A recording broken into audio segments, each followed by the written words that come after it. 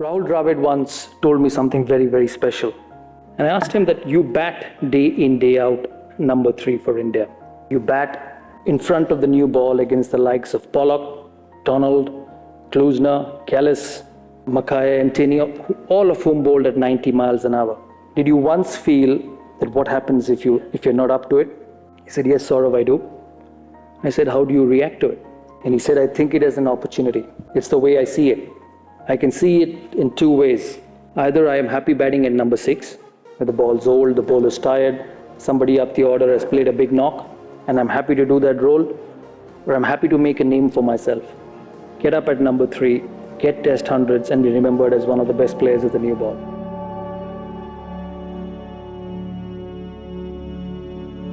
जब भी YouTube पे आप राहुल द्रविड़ की बैटिंग कंपैरिजन्स की वीडियो देखोगे तो हर वीडियो पर एक कमेंट हमेशा कॉमन रहेगा, द डार्क नाइट फिल्म का quote, he is not our hero, he is a silent guardian, watchful protector और डार्क नाइट। ये लिखने का एक ही रीज़न रहता है लोगों का कि Rahul Dravid was a selfless player, a hope and a guiding source.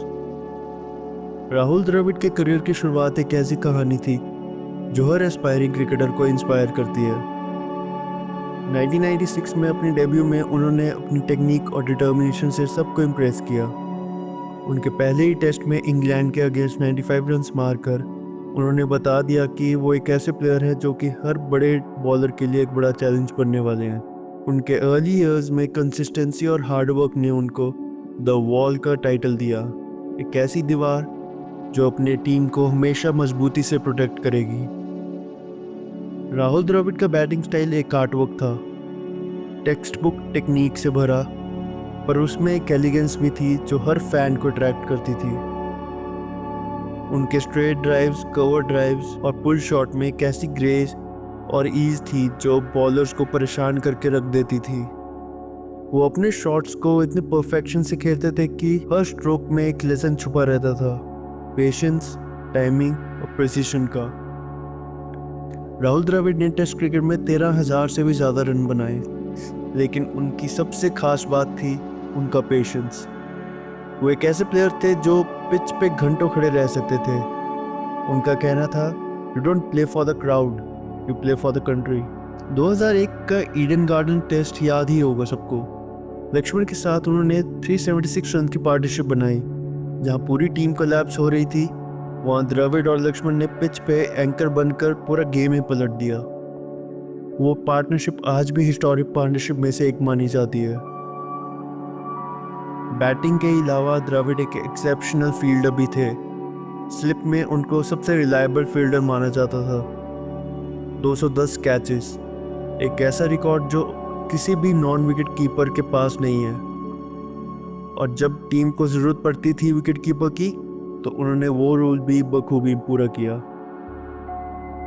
As a Rahul Dravid fan मैं कितने ही रिकॉर्ड्स एंड सक्सेस स्टोरीज बता सकता हूँ, लेकिन मैं इस वीडियो में उनके डाउन पीरियड भी कवर करना चाहता हूँ। In the midst of Chappell Ganguly controversy, Dravid unwillingly limelight में आ गए जब टीम इंडिया की कैप्टनसी उनको मिली। Under his captaincy India had some great wins, लेकिन the nation was heart broken to see India getting an early exit in ICC World Cup 2007. His captaincy was under scrutiny. ये वो time था जब सब Dravid fans को सिर्फ bad news ही मिल रही थी। वर्ल्ड कप के बाद उनके फिटनेस पर सवाल उठाए जाना और वनडे टीम से ड्रॉप आउट। द्रविड़ को उनकी डिफेंसिव स्टाइल ऑफ बैटिंग के कारण हमेशा टेस्ट बैट्समैन ही कहा जाता था, लेकिन ओजी क्रिकेट फैनेटिक्स को पता है वो कितने एग्रेसिवली खेल सकते थे जब टीम को ज़रूरत होती थी। मुझे अभी भी याद है उनकी इकलौती इंटरनेशनल T20 इनिंग्स जहां उन्होंने इंग्लैंड के अगेंस्ट कंसेक्टिवली 3 छक्के लगाए थे एक ही ओवर में। For people like me, Rahul Dravid सिर्फ एक प्लेयर ही नहीं, एक इंस्पिरेशन भी थे। It was the end of an era जब उन्होंने रिटायरमेंट लिया इंटरनेशनल क्रिकेट से। द्रविड़ के नाम कई सारे रिकॉर्ड और अवार्ड्स रहे थे, पर उनके फैंस को कभी मौका ही नहीं मिला उनको वर्ल्ड कप उठाते देखने का। But destiny had another plans. To our pleasure, Rahul Dravid का सफ़र यहीं ख़त्म नहीं हुआ था। He was appointed as Team India A's coach in 2015. Under his tenure, India 3 bar world cup final में पहुंची और 1 बार जीती भी, और फिर 2021 में senior team India.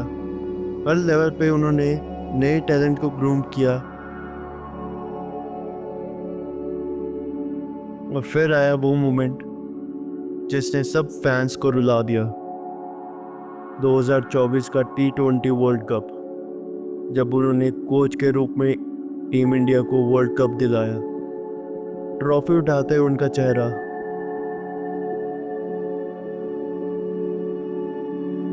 words, but all I just want to say is thank you to everyone